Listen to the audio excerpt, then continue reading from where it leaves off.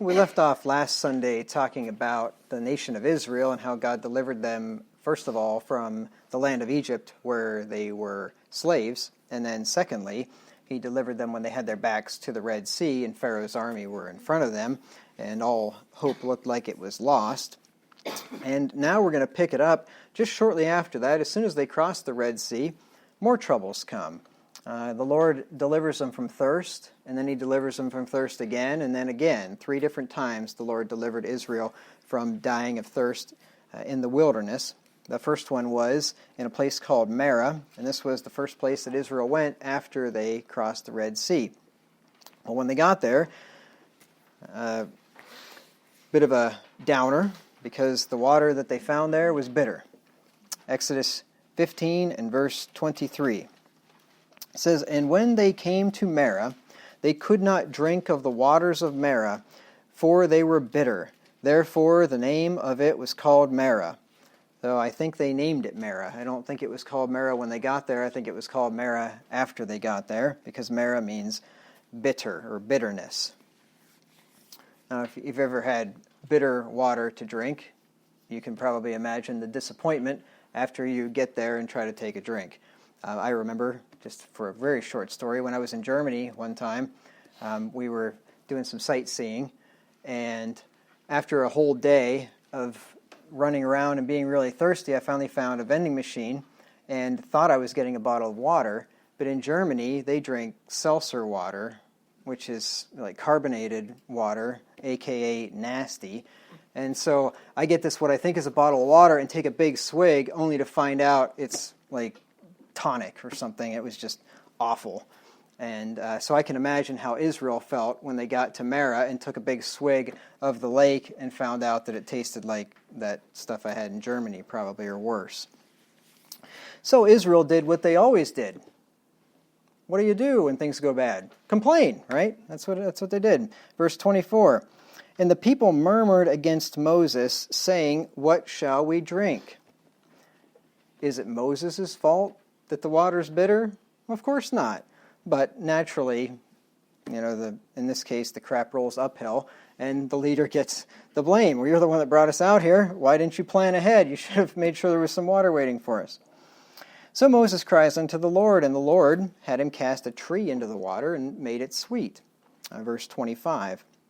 "And he cried unto the Lord, and the Lord showed him a tree, which when he had cast into the waters were made sweet. There he made for them a statute and an ordinance, and there he proved them." And this was the purpose of this little exercise here, right there, the last few words there. There he proved them.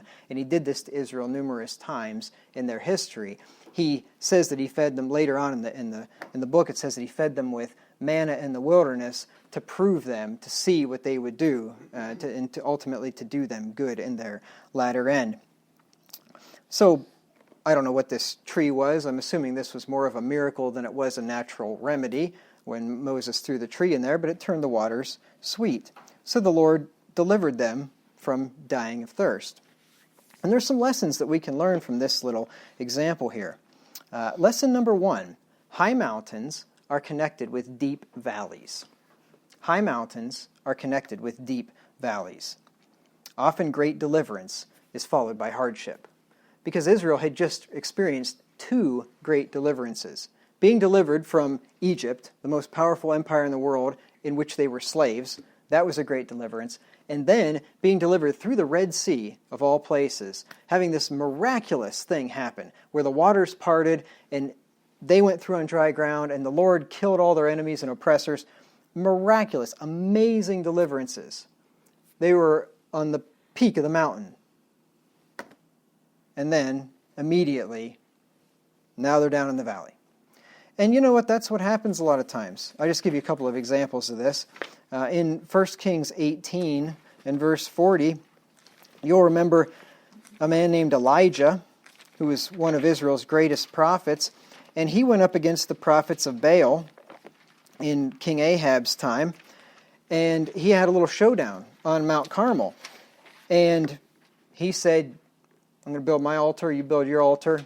You put your sacrifices on yours, I'll put my sacrifices on mine, and then you call to your gods, and you have them burn up the sacrifice. I'll call to the Lord God, and we'll see who's God. And they called all day long, morning till afternoon, and cut themselves and yelled and screamed and made a big to-do of it, and nothing happened.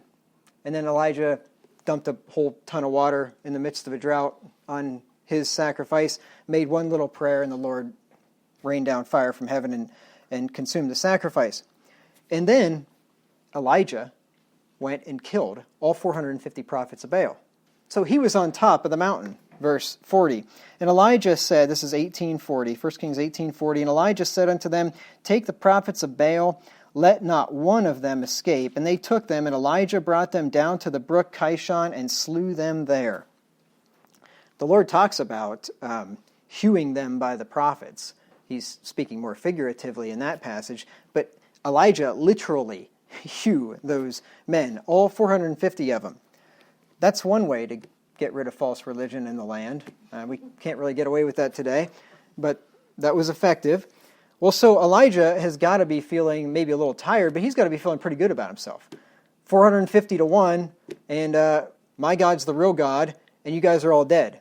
So he's on the top of the mountain, right? Well, that didn't last any time at all. Chapter 19 and verse 1. And Ahab told Jezebel all that Elijah had done, and withal how he had slain all the prophets with the sword. Then Jezebel sent a messenger unto Elijah, saying, so let the gods do to me, and more also, if I make not thy life as the life of one of them by tomorrow about this time.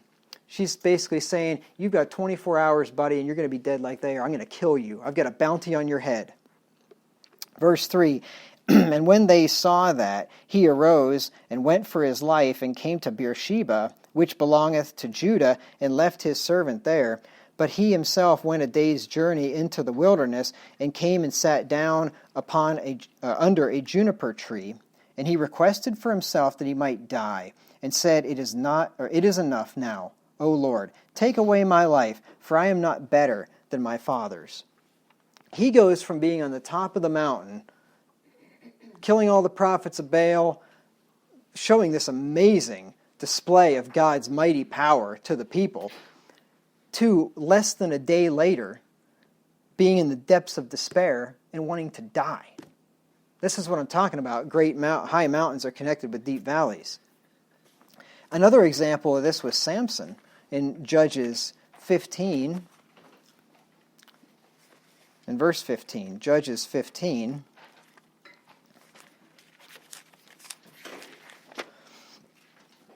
So I think I said this before, but if things are going really well for you, you better plan on some depression and some hard times. And if things are going really badly for you, and they have been for a long time, you're probably just ready to turn a corner and things are going to get better. And that's just how life works. Judges 15 through 18. I get pretty scared whenever things are going really well. I do. A lot of preachers will say that too. When nothing's going wrong in the church and everything's wonderful and everybody's getting along and there's no problems whatsoever, watch out. Watch out. Judges 15, verses 15 through 18. This is speaking of Samson. It says, and he found a new jawbone of an ass, and put forth his hand, and took it, and slew 1,000 men therewith. And Samson said, with the jawbone of an ass, heaps upon heaps, with the jaw of an ass have I slain 1,000 men.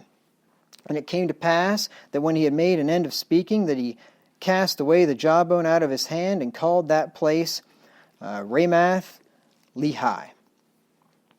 He's on top of the world. He just took an ass's jawbone and killed 1,000 men. And then he starts gloating about it. Heaps upon heaps. He's at a high point in his life, isn't he? Look what happens in the very next verse. And he was sore athirst, and called on the Lord, and said, Thou hast given this great deliverance. Isn't that what we're studying? Great deliverances by God? Thou hast given this great deliverance into the hand of thy servant, and now shall I die for thirst, and fall into the hand of the uncircumcised. He goes from killing 1,000 people to literally the next breath, going to die of thirst. See what I'm talking about?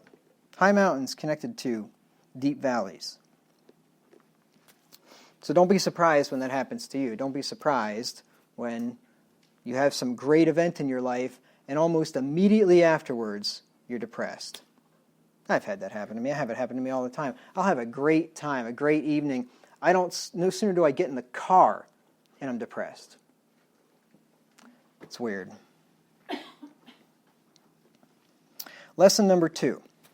God is merciful to a point, even when his children complain. Because you remember what Israel did there. As soon as they get to Marah, as soon as they find the water's bitter, instead of saying, well, the Lord delivered us from Egypt, and he delivered us through the Red Sea, he can probably provide some water. Hey, Moses, can we get some water? No, they didn't do that. They complained and murmured and, that kind of thing. And God was still merciful. God still gave them sweet water despite their complaining. But I do want to give you a warning that don't just assume because Israel complained repeatedly and God continued to provide for them and have mercy on them repeatedly, don't assume that he's going to do so for you. Don't presume on God's mercy, because we are told not to be complainers and murmurers as Israel was. 1 Corinthians 10 and verse 10. This is one of those things where we can see an example of it, we can study it, we can learn from it, but you don't want to necessarily, especially when it's when somebody did something wrong and God was still merciful. Yes, that magnifies God's mercy, and that teaches us about the mercy of God. It does not, though, teach us to do what they did and expect God to be merciful. Because you know why you don't do that? Because if you see examples of God's mercy and conclude, well, I know I shouldn't do this, but God will be merciful to me because God was merciful to Israel and God was merciful in the past. So I'm going to do this thing that I know is not really right, but God will be merciful. You know what that's called? A presumptuous sin. You see, Israel did not do a presumptuous sin there. Israel just sinned because it was just in the nature of their flesh to whine and complain and to not, their first recourse was not to have faith, it was to complain. That's different than doing it intentionally. 1 Corinthians 10 and verse 10, it says, "Neither murmur ye, as some of them also murmured, and were destroyed of the destroyer." The them there is referring to Israel. You go back to the beginning of the chapter, and he talks about Israel coming out through the Red Sea. So this is the very people at the very time, or very, very close in time, that we're studying here. They murmured, but don't you murmur. Because when they murmured later, they were destroyed by the destroyer. God only puts up with things so long, and then he has enough of it, and he's going to judge. Let me give you one more verse, Philippians 2 and verse 14.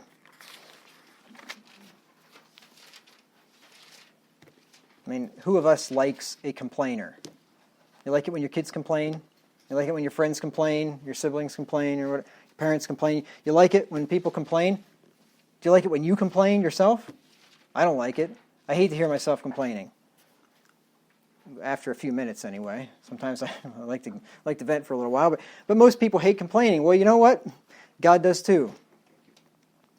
Philippians 2 and verse 14. "Do all things without murmurings and disputings." That's a good verse to teach your children. I do not think parents should put up with their children murmuring and disputing and complaining and griping, and when they tell them to do something, and even if they do it and they complain and gripe and talk back, and no, that's not a good idea. You're going to set your kids up for failure if you allow that. So we never want to impose on God's mercy. Lesson number 3. A praying and interceding man of God can be the salvation of a church. Because remember, Israel was called the church in the wilderness. They were a church, and Moses prayed to God and interceded on their behalf, and the Lord had mercy and sweetened the water for them. And that is a pastor's job. Let me just give you a verse here in a couple of verses. Colossians 1, 9 through 11. In this case, Paul wasn't interceding for God to have mercy on them exactly, but he certainly is praying for God's blessing upon them. Colossians 1 and verse 9, he says, "For this cause we also, since the day we heard it, do not cease to pray for you and to desire that you might be filled with the knowledge of his will and all wisdom and spiritual understanding, that ye might walk worthy of the Lord unto all pleasing, being fruitful in every good work, and increasing in the knowledge of God, strengthened with all might according to his glorious power unto all patience and long-suffering with joyfulness." This type of a prayer is really a lot more valuable than the prayer that says, "Lord, give them water to drink." Right? Water's good. You got to have it to live. But you know what? Praying that God's people would be filled with the knowledge of his will and all wisdom and spiritual understanding, that they would walk worthy of the calling wherewith they're called, that they might increase in the knowledge of God, those are the kind of prayers that a preacher should pray, and those are prayers that I do pray for you, for this church. I want to see you growing in knowledge. I don't want to see you stagnating. I don't want to see me stagnating, because if you stagnate, you're going to go backwards. You can't just be standing still. You have to be continually growing. And that's why churches die. Churches die when they stop growing, when the members stop growing spiritually.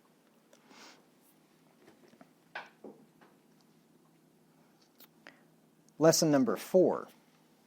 The Lord will not suffer his people to lack their basic needs. The Lord will not suffer his people to lack their basic needs. Water, food, shelter, things like those are basic needs, and God promises to provide them for us. We just have to believe that he'll do it. Look at Proverbs 10 and verse 3. They should have known that. When they got to Marah, they should have known water is a basic need.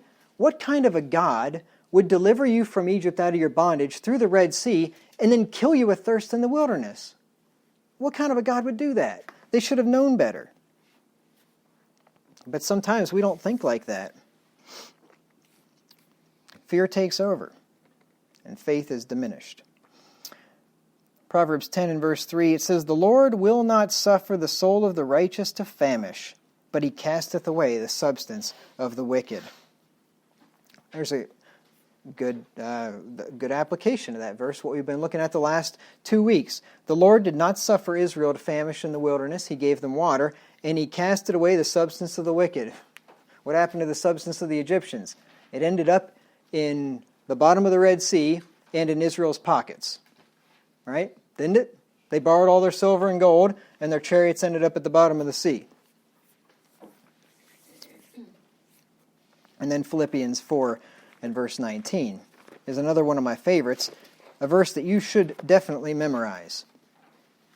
Philippians 4:19, "But my God shall supply all your need," not your desire or your lusts, "my God shall supply all your need according to his riches and glory by Christ Jesus."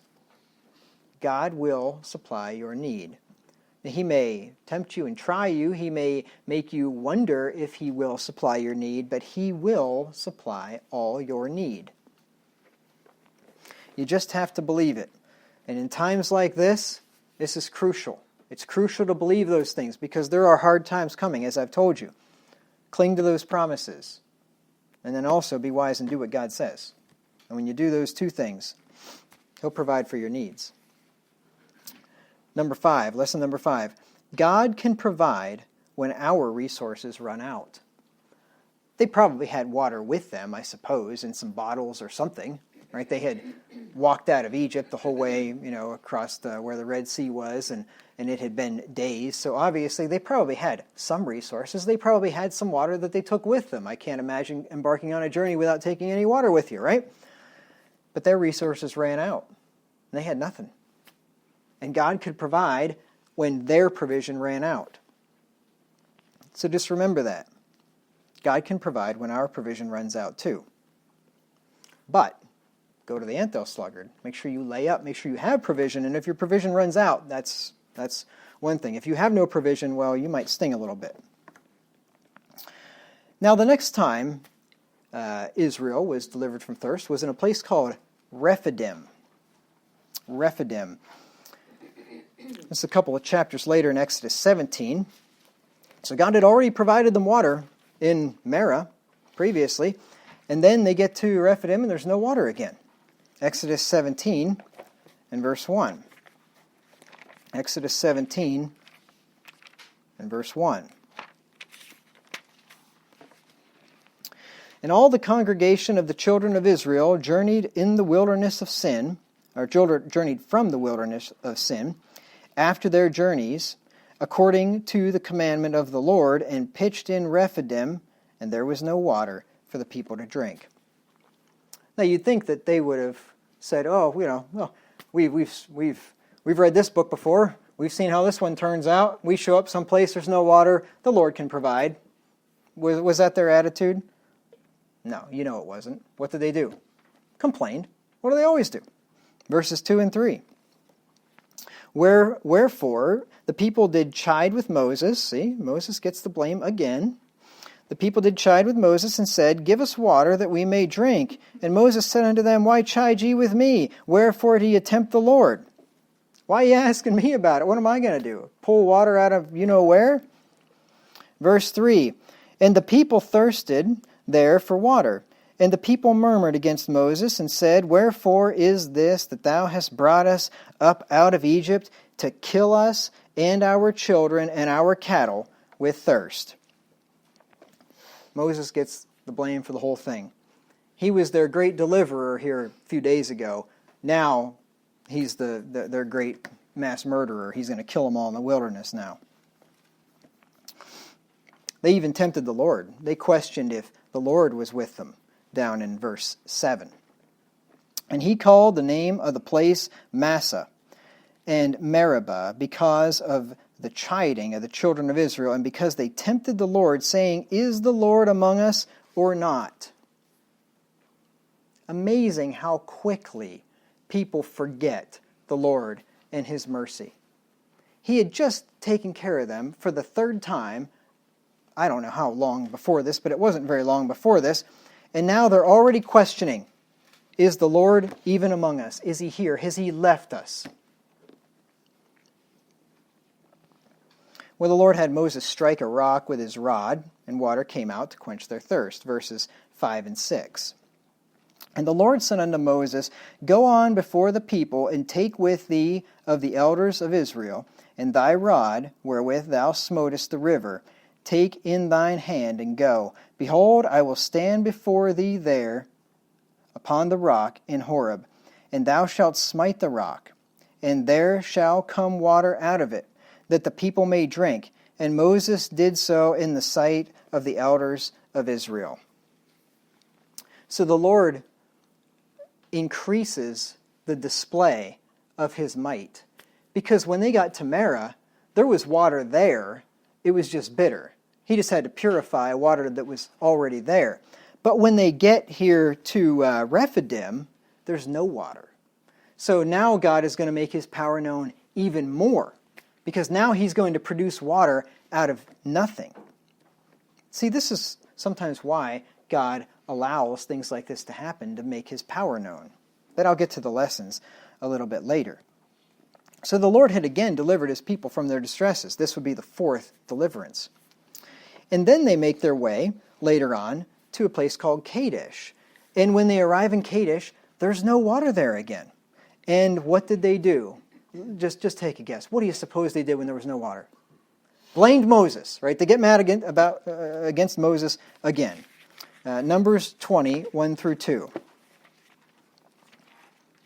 I mean, isn't this pretty well the attitude that people have? People have this attitude in this country. If something happens, there's a hurricane down in the south, or there's an earthquake, or there's a forest fire, or there's whatever. Something happens, and what do people immediately do? What's the government going to do? Isn't that what they do? They go to the government. No, they're not blaming the government. They're looking to the government for to take care of them. But this is essentially what Israel is doing. They're just looking to the government and blaming the government. Numbers 20, 1 through 2. It says, "Then came the children of Israel, even the whole congregation, into the desert of Zin in the first month, and the people abode in Kadesh, and Miriam died there," that was Moses' sister, "and was buried there. and there was no water for the congregation, and they gathered themselves together against Moses and against Aaron. Now, you know the old saying, fool me once, shame on you, fool me twice, shame on me. The principle kind of applies here. You know, if the first time and you show up and there's no water, I can see, okay, maybe you get a little scared and you start to complain and say, what are you doing here, Lord? But then after he provides water the first time, and then he provides water the second time where there was no water, and now you get here and there's no water, wouldn't you think that a faithful people would just conclude, you know what, God's provided for us before. He doth deliver. He has delivered us, like Paul said. He doth deliver, and we trust that he will yet deliver. But that was not their attitude. See, I want you to learn from their lessons, or learn from their example, from their bad example in this case. So they wished, now get a load of this, they wished that they had died in the wilderness like their brethren had, and they complained about the place that Moses had brought them to. Verses 3 through 5. And the people chode with Moses, and spake, saying, Would God that we had died when our brethren died before the Lord. I'll tell you, and I'll make this point later, but you be careful what you wish for. You be careful when you utter something stupid like that before God, because he may just grant you your request. Verse 4. And why have ye brought up the congregation of the Lord into this wilderness, that we and our cattle should die there? And wherefore have ye made us to come up out of Egypt, to bring us in unto this evil place? It is no place of seed, or of figs, or of vines, or of pomegranates, neither is there any water to drink. We've got no food, we've got no water, we've got nothing. Why'd you bring us here, Moses? So the Lord instructs Moses to speak to the rock, and water would come out of it. Now, it's similar to the previous situation there in Rephidim. Rephidim, there was no water. God says, strike that rock with your rod, water's going to come out. This time there's no water, and there's a rock, but God changes the program a little bit. He says, speak to the rock, and water will come out.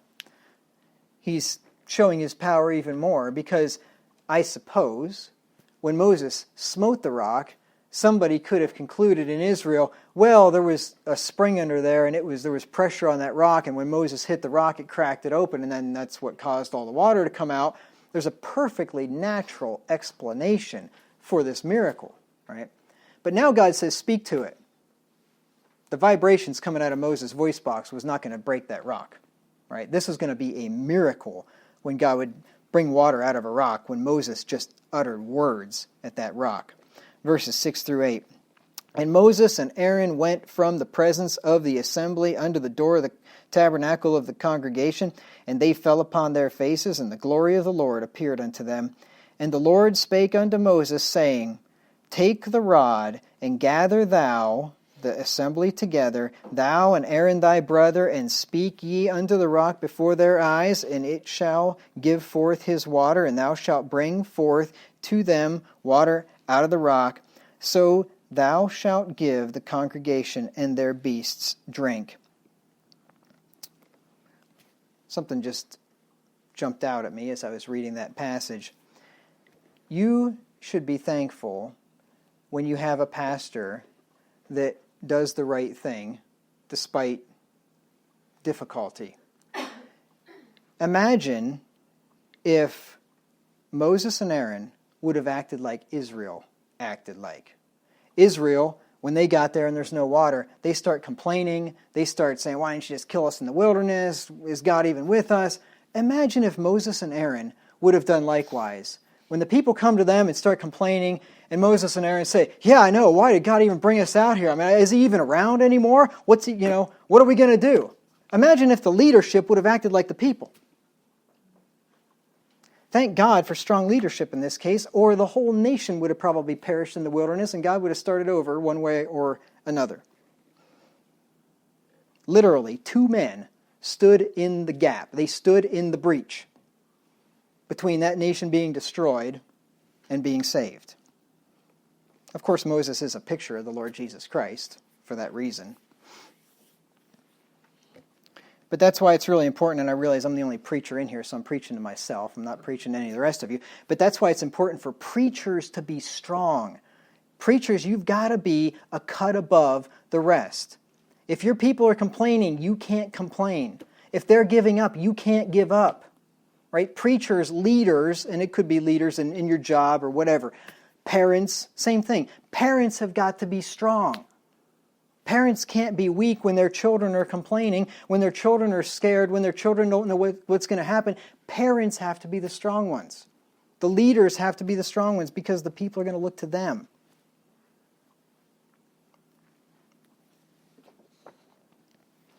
Well, in frustration, Moses smote the rock with his rod instead of speaking to it.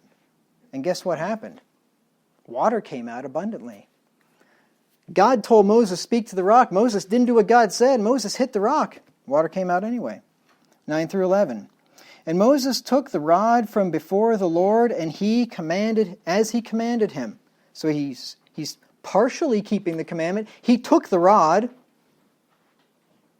This kind of reminds me of King Saul, when the Lord told him that you kill everybody in Amalek.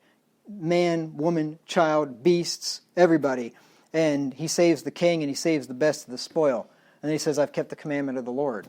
No, you haven't. If you only kept part of it, you didn't keep it. Moses kept part of it. He took the rod, but he didn't use it. Verse 10, and Moses and Aaron gathered the congregation together before the rock, and he said unto them, Hear now, ye rebels, must we fetch you water out of this rock? God never told him to do any of that. I mean, Moses, he took the rod and he spoke. Isn't that what God said? God said, take the rod. I don't know. Did God say take the rod? God did say take the rod. God said, take the rod and speak to the rock. Moses took the rod, but he spoke to the people. He didn't speak to the rock, did he? And he chides the people. Hear now, ye rebels, must we fetch you water out of this rock? Who does Moses think he is here? Must I fetch you water out of this rock? No, Moses. God's going to fetch water out of the rock. You're supposed to be speaking to the rock, not to the people. Verse 11. And Moses lifted up his hand, and with his rod he smote the rock twice. Now before, God told him, you smite the rock with the rod. I'm just guessing, because I wasn't there and I don't know, but I'm guessing he picked it up in an act of unbelief, because that's what it says. He didn't believe God. He picked that thing up and in frustration hit that rock, and then water didn't come out. Oh, well, what am I going to do now? Maybe speak to it. And he hits it again, and then water comes out. He lifted up his hand and smote the rock twice, and the water came out abundantly, and the congregation drank, and their beasts also. He got results. The water came out just like it did before. But you know what happened? Moses was judged for not obeying God, not believing God, and he was barred from going to the promised land. Verse 12. And the Lord spake unto Moses and Aaron, because ye believed me not to sanctify me in the eyes of the children of Israel, therefore ye shall not bring this congregation into the land which I have given them. Ye believed me not. Because if you would have believed, you would have done what I said. And they didn't believe. Whatever was going on in Moses' head, the Lord identified it as unbelief. You didn't believe what I said. You didn't believe you could speak to that rock and water would come out.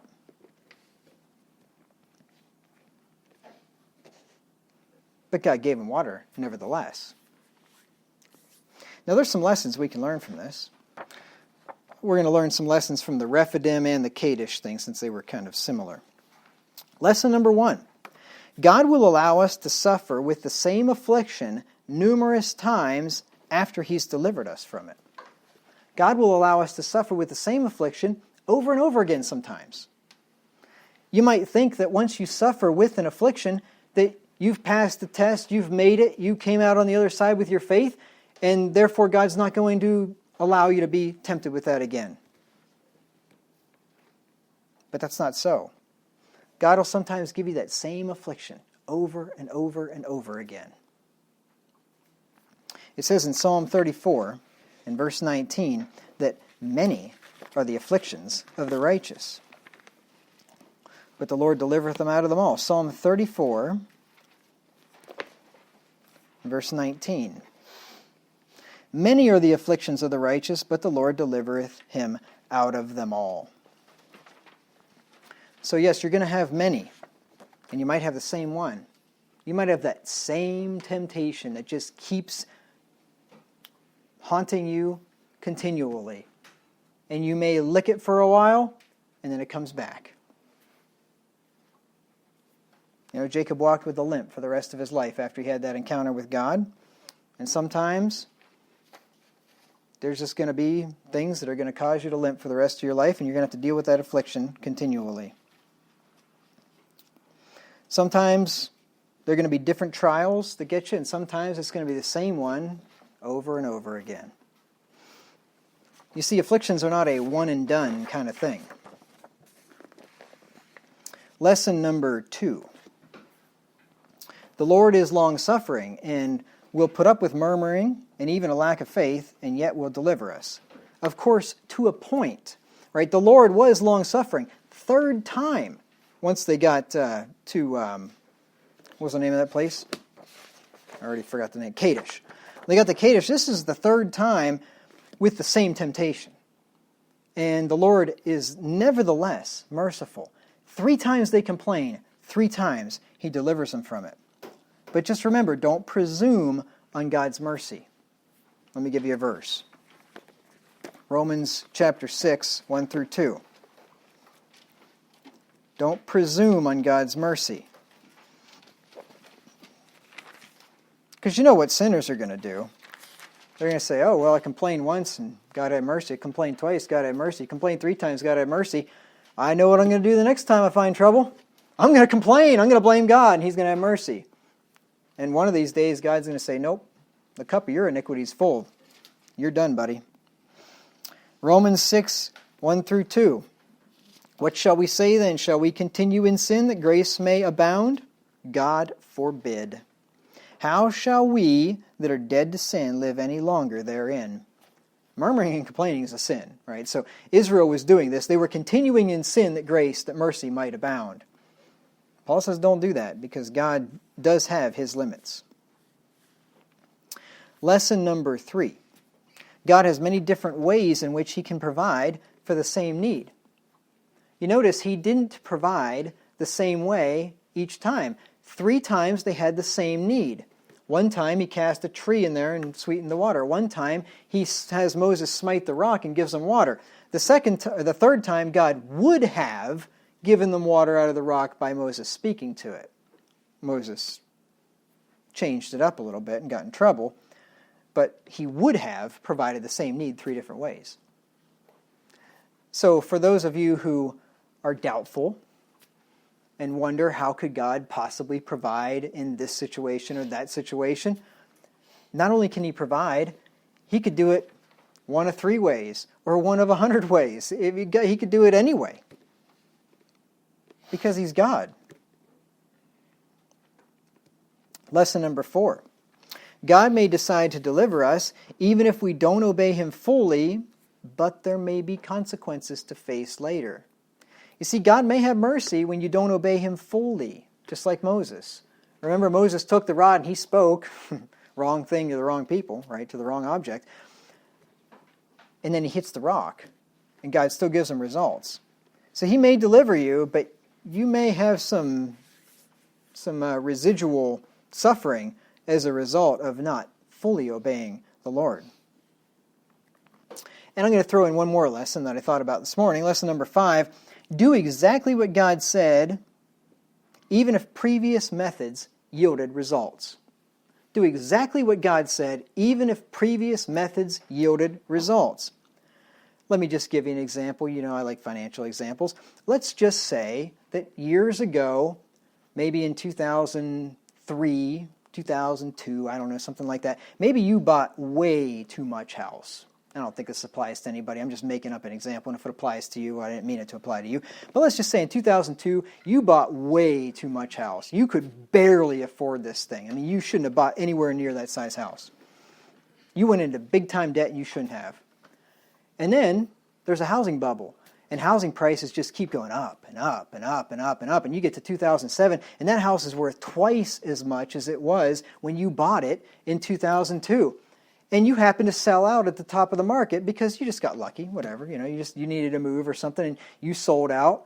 And maybe you really got lucky, and you decided to rent for a little while you were trying to figure out where you're going to build another house, and then prices come back down, whatever. So let's just say you basically got lucky. You bought way too much house. You were totally wrong, and yet just because the market was going up, it actually worked out pretty well for you. Okay? So your previous methods worked really well. But now you learn, you know what, I'm supposed to stay out of debt, and if I do have to take out a mortgage, it better be a reasonable mortgage, and it better be something that I'm trying to pay off as fast as I can, and that if I lose my job, I'm going to be able to make payments on this thing for a long time because I've saved money and blah, blah, blah, right? You're going to do it the right way. But if you look back at the previous methods and say, well, it worked before. I mean, yeah, I know the pastor says stay out of debt, but hey, it's always worked for me before. Well, there's an example. Do exactly what God says, even if your method before did work. If your method before wasn't what God said, then you better just be thankful that you got away with it and you do what God said. Because Moses could have concluded, I'll just do what I did before. It worked before. In this case, God told him to do it before. But the method worked before, but when God says do something different, you do something different. You don't do what you did before, even if you got results before. All right, let's look at the next example of Israel's deliverance. Israel was next delivered from hunger in the wilderness. Now we're going to go back. This is not exactly chronological. They were delivered from thirst 3 times, and this happened in the middle. This would happen between the first time they were delivered from thirst and the second time they were delivered from thirst. Because the first time was in Exodus 15, the second time was in Exodus 17, now we're in Exodus 16, so we're going back a little bit. So 2.5 months after being delivered from Egypt, the Israelites found themselves with no food. Exodus 16, 1 through 3. Exodus 16, 1 through 3.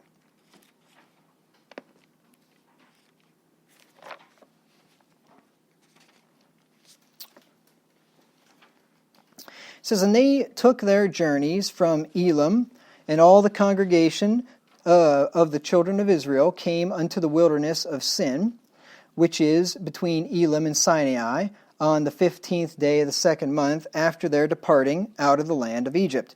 And the whole congregation of the children of Israel murmured against Moses and Aaron in the wilderness, and the children of Israel said unto them, Would to God that we had died by the hand of the Lord in the land of Egypt, when we sat by the flesh pots, and when we did eat bread to the full. For ye have brought us forth into this wilderness to kill this whole assembly with hunger. Kind of sounds familiar, doesn't it? They get to some place. This time they don't have food. They complain to the Lord. And they wish that they would have just died in Egypt.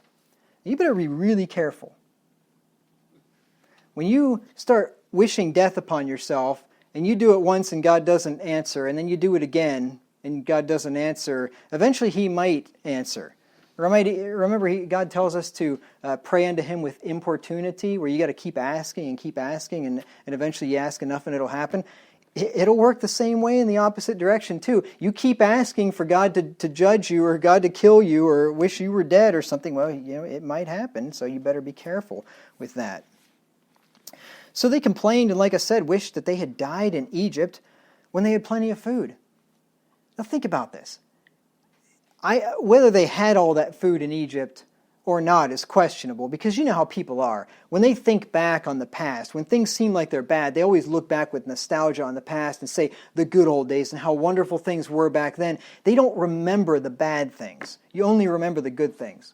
I remember when we were about ready to leave Iraq in 2006, and we had a chief warrant officer, and he said that, they say that when you look back, you only remember the good things that happen in a situation. And he said, so when I get home, I'm never even going to remember I was here. It is true, though, you only remember, a lot of times, the good things. So they remembered all the flesh pots. They remembered the leeks and the garlic and the onions and all this wonderful food they had to eat. But I just wonder, since they were slaves, since they were under the thumb of Pharaoh, and since Pharaoh was not treating them well, and they had to go get their own straw, and they're making these bricks, and being beaten, and I just doubt that they were being treated that badly and then going home to a 12-course meal prepared for them. I kind of doubt that they're remembering it just exactly the way it was. There might have been leeks and onions and garlic in Egypt, but I'm not sure that they were enjoying all that stuff like they remembered. But anyway, even if they were, why would you look back to being in bondage and slavery and wish you could be back there because you had a lot to eat? But some people, they'd rather be taken care of and be in bondage than be free and have to provide for themselves. So God was merciful, and he provided them bread from heaven. Verse 4.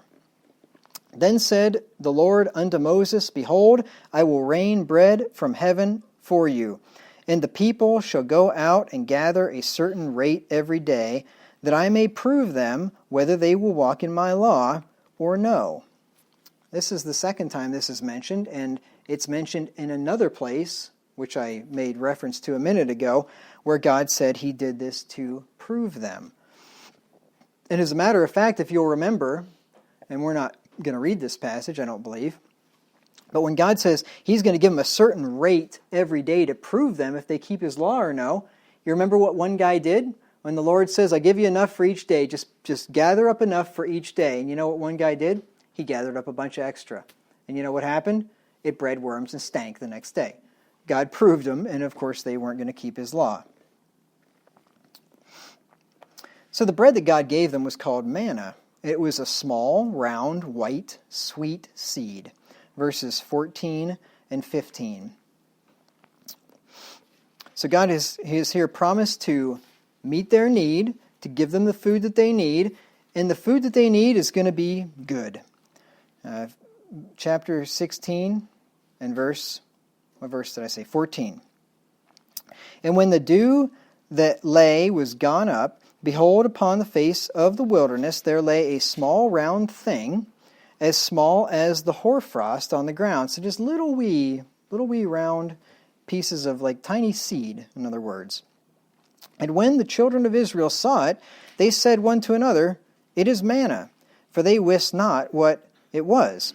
And Moses said unto them, This is the bread which the Lord hath given you to eat. Now I'll show you here in a minute. They called it manna because they didn't know what it was. Because manna means, what is it? So they looked at it and said, what is it? And, well, therefore, we'll just call it, what is it? Basically, it'd be like us running around saying, hey, do you have some what is it? I'm kind of hungry. I'd like to have some what is it? But that's what they did. And then down in verse 31, it says, The house of Israel called the name thereof manna, and it was like coriander seed, white, and the taste of it was like wafers made with honey. So, sounds pretty good to me. Little white seed that you can make into wafers and bread, and it tastes like it has honey. So it's sweet bread, in other words. Not too bad a food for a bunch of guys wandering through the wilderness, I don't think. So the Lord gave them a certain rate every day to prove them, as we already saw there in verse 4. So in other words, he gave them a certain amount. So every morning they'd wake up and there would be a certain amount out there lying on the ground for them to get. They gathered every man according to his eating. So those that needed much got much, and those that needed little got little. Verses 16 through 18. Exodus 16:16. This is the thing which the Lord hath commanded. Gather of it every man according to his eating, an omer for every man according to the number of your persons. Take ye every man for them which are in his tents. And the children of Israel did so, and gathered some more, some less. So that's what they were supposed to do. They were supposed to gather as much as they needed, and there would be just enough for everybody to get what they needed. Verse 18, And when they did meet it with an omer, he that gathered much had nothing over, and he that gathered little had no lack. They gathered every man according to his eating. So God was going to provide what they needed. He wasn't going to give them a bunch extra. But I'll get into the lessons later. On the sixth day, God gave them twice as much because they were not to gather on the Sabbath day. So when it got to be Friday, that was their sixth day because their day started in the evening. So when you're talking Friday during the day, that's their sixth day.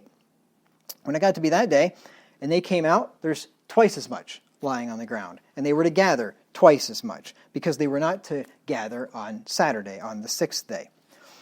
Exodus 16 and verse 5. And it shall come to pass that on the sixth day they shall prepare that which they bring in, and it shall be twice as much as they gather daily. To do a little extra work because you were not to work on the day of rest, on the Sabbath day. And then verse 29. See, for that the Lord hath given you the Sabbath, therefore he giveth you on the sixth day the bread of 2 days. Abide ye every man in his place. Let no man go out of his place on the seventh day. And the people rested on the seventh day. So the Lord made provision for them to keep the commandment, because the commandment was you're not supposed to work on the seventh day, you're supposed to take a day of rest. So the Lord gives them twice as much so that they'll be able to have enough to see them through the day of rest. Now the Lord also gave them quail to eat so that they had flesh as well as bread. Exodus 16, 11 through 13.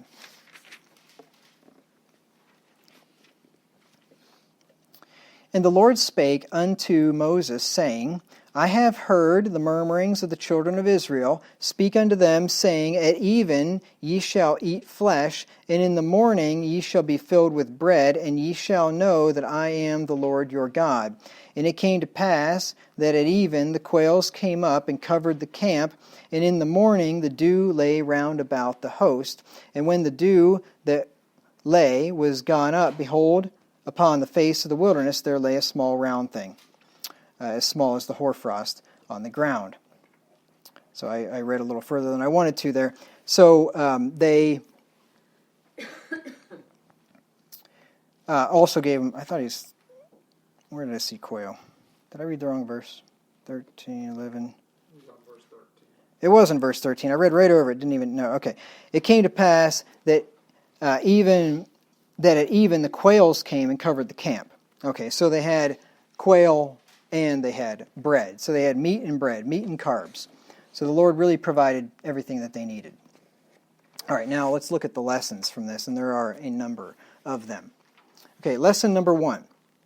Be careful what you wish for, because God may give it to you. Remember, that nation ended up dying, that generation of the nation ended up dying in the wilderness. They had asked at least 2 different times, and if I looked back through, I'll bet you it was more than twice, wish we'd have died in Egypt. Wish we'd have died in the wilderness. Well, God gave them their request. They ended up dying in the wilderness. They never made it, that generation, except for Joshua and Caleb, never made it to the promised land. So be careful what you wish for.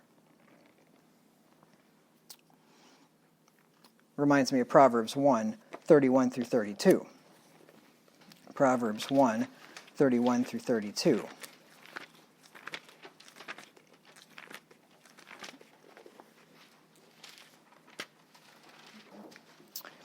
Therefore shall they eat of the fruit of their own way and be filled with their own devices, for the turning away of the simple shall slay them, and the prosperity of fools shall destroy them. You're going to eat of the fruit of your own way. You want to die? Well, okay, then I'll give you death, the Lord said. All right, lesson number 2. Suffering and trouble are things that we will always have to deal with. It's not a one and done experience. Suffering and trouble are always things we're going to have to deal with. Job said that man's life is a few days and full of trouble. And this is just another example of that. They were slaves. They were cornered at the Red Sea, and it looked like death was imminent. They were going to die of thirst 3 different times. Now they're suffering from hunger. It's just one thing after another. It's just like wave upon wave, just being beat with those billows. And that's life. That's just what happens. And you think about it in our own lives. Just think about the things that we have suffered or the things that we could suffer. We got COVID lockdowns, then we got masks. Now we got this vaccine that's been around for a little while, but we got these vaccine things and rumblings of them coming door to door. I'm sure you heard that, coming knocking on your door, encouraging you to get the vaccine.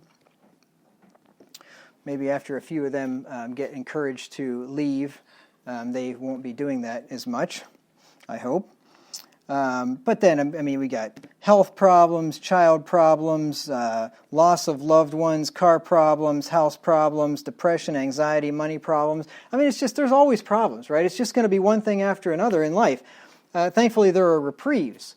But the whole purpose of this study is to tell you that God will deliver you from these things. He has the power. He can do it. He's got infinite resources. He has all kinds of different ways He does it. And He's extremely merciful. But problems are going to come, just like they did for Israel. Lesson number 3. We have a tendency to forget about God's previous deliverances and provision and quickly complain as soon as something goes wrong. And Israel is proof of this. But don't we do that? Don't we quickly forget when God delivers us?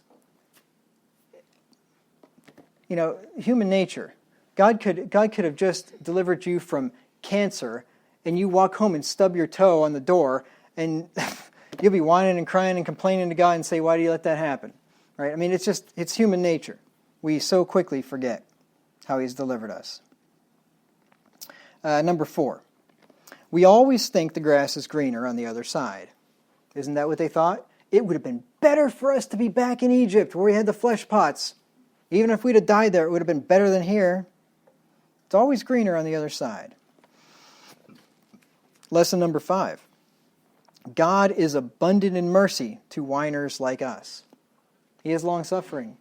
If there's one thing that you can learn from God's dealings with Israel, it is that God is long-suffering, and it is that men are complainers.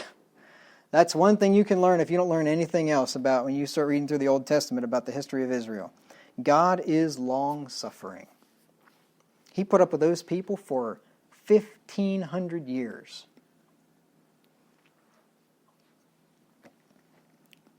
Of course, there were judgments along the way, but He still kept them as His nation for 1,500 years when they were a sinful bunch. Lesson number 6. God can furnish a table in the wilderness. He can provide our needs when things seem impossible. Here they are out there. They're in the middle of nowhere. They've got no food. Before they had no water. How are you going to provide for a nation of probably at least 1 million people or more? It would have been probably more because there were 600,000 fighting-aged men. So a nation of millions of people in the middle of a wilderness with nothing. How are you going to provide? How are they going to exist? Well, God can provide a table in the wilderness. He rained down food from heaven. He brought in quails.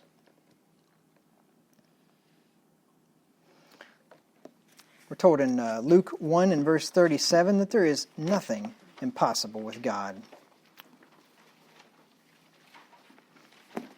Luke 1:37, this is after Mary was told that she was going to conceive miraculously without having known a man, which that's never happened before and it will never happen again. And furthermore, her cousin Elizabeth, who was old, and I don't know exactly how old she was, but she was old. It was said that they were well stricken in years, so probably up in their 60s or 70s at least. And I mean, as far as childbearing age go, that's old, right? You're not going to have kids when you're that age. And yet Elizabeth was said to be 6 months pregnant. And it says there in verse 37, "For with God nothing shall be impossible." Nothing. If God can rain down food from heaven to feed millions of people in the wilderness for 40 years, if He can make water come out of a rock by just speaking to it or hitting it with a stick, if He can make a lake turn into sweet water by throwing a tree into it, if He can make an old woman conceive who is barren, if He can make a young woman conceive that's never known a man, can He take care of you? Can He provide for your needs? Can He make sure you have enough food and clothing and shelter to get through this life? Yeah, He can.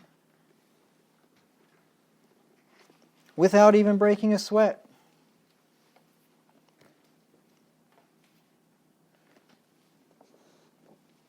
Lesson number 7. God's provision is good. Kind of a simple lesson, but his provision is good. The manna was good. Tasted like honey. This sweet food. You know what Israel did after they had manna for a while? You guessed it. Complained. We despise, we loathe this white bread. But his provision was good. Lesson number 8. God gives us our daily bread. You notice when he fed them in the wilderness, he didn't just back up a big semi-truck full of food and give them enough food for the next year. He gave them enough food for the next day. He gives our daily bread. Remember what the Lord's Prayer says, what Jesus taught us to pray? Give us this day our daily bread. God provides for our needs, our present needs, not our lifetime needs, all at once. Because you know what we would do if God provided our lifetime needs? You know, if you were born into this world and there was already a bank account set up for you with a few $1 million in there or whatever you would need for your lifetime, you know what we would do? Who is the Lord? Right? Isn't that what it says in Proverbs chapter 30? Give me neither poverty nor riches, lest I be full and say, who is the Lord? Or lest I be poor and steal and take the name of the Lord my God in vain.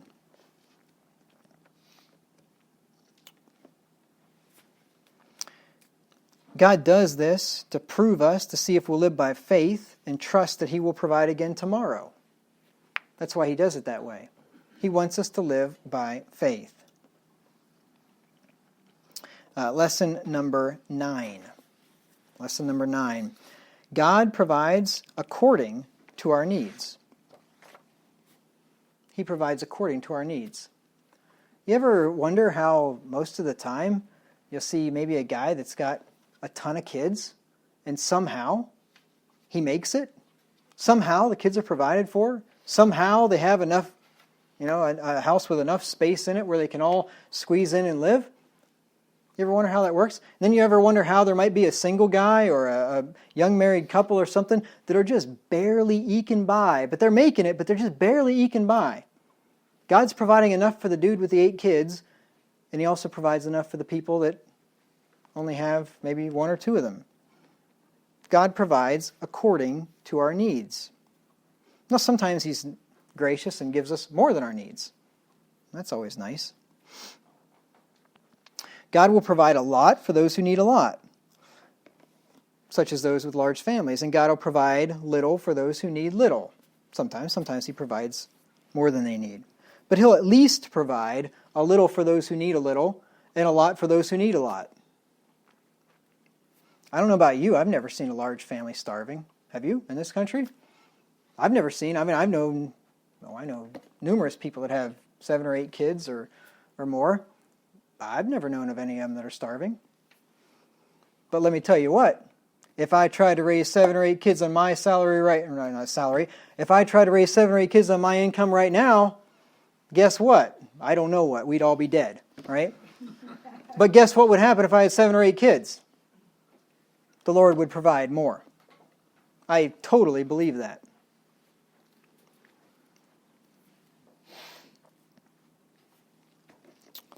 Lesson number 10. God will provide extra ahead of time for a time in life when there will be no gathering. So make sure you lay up and store when he does. So when you get to a time in life when something fortuitous happens and you get a bunch more that you didn't expect, you get something, you get an inheritance, or you get a big bonus, or you get something, lay it by and store. Don't be an idiot and spend it. That's what idiots do. Wise people save it for the time to come. I'm not saying you can't spend any of it, but save the majority of it. This is what I did for the years before I went into the ministry. For quite a few years, I was making some pretty decent money. And instead of living like all of my friends did, see, if I'd have lived like all of my friends did, I would have gone to Minneapolis with nothing. I'd have been totally broke and totally screwed because, of the situation there. But I didn't do what my friends did. I lived like I was making minimum wage when they lived like they were making a lot more than that. And I laid by in store for a time to come. So save now because you will need it in the future. I guarantee you, you will need it in the future, so you better save now. And lesson number 11. God provides a variety of provisions to meet our needs. He provides a variety of provisions. He gave them bread, He gave them flesh, quail, He gave them water.